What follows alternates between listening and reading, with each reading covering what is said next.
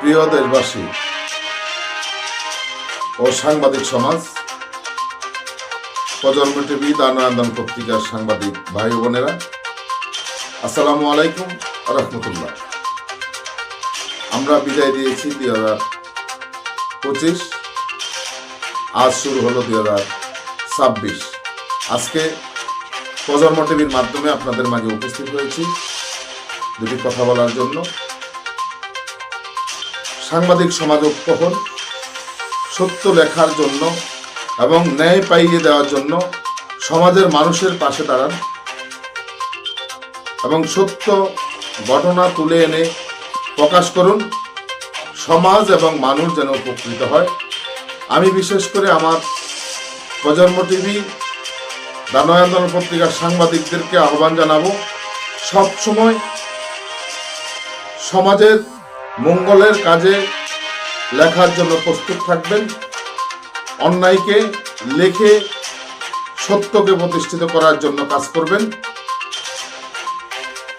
এই কথাগুলো সবসময় মনে রাখবেন। এবং আমি সাংবাদিক সমাজের প্রতি অনুরোধ জানাবো যে আমরা যদি এখন একতাবদ্ধভাবে কাজ করি এবং ঐক্য হই, তাহলে আমাদের সাংবাদিক সমাজ অনেক শক্তিশালীভাবে কাজ করে যেতে পারবে। আমাদের কলমকে কেউ থামাতে পারবে না।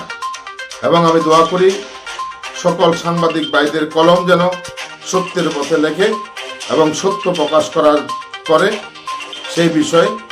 এবং আমি প্রজন্ম টিভি দানন্দন পত্রিকার সকল সাংবাদিক, বাংলাদেশের সাধারণ মানুষ, সকল মানুষের প্রতি নতুন বছরের শুভেচ্ছা ও অভিনন্দন জানাই এবং সকলের সুস্বাস্থ্য কামনা করে সকলে ভালো থাকুক, সুস্থ থাকুক এবং 2026 সকলের জীবনে আনন্দময় জীবন বয়ে আনুক। সকলে দোয়া করবেন। প্রজন্ম টিভি দানন্দন পত্রিকার জন্য বিদায় নিচ্ছি। আমি বেলাল চৌধুরী, রূপে বি চৌধুরী। আসসালামু আলাইকুম রহমতুল্লাহ ওয়া বারাকাতুহু।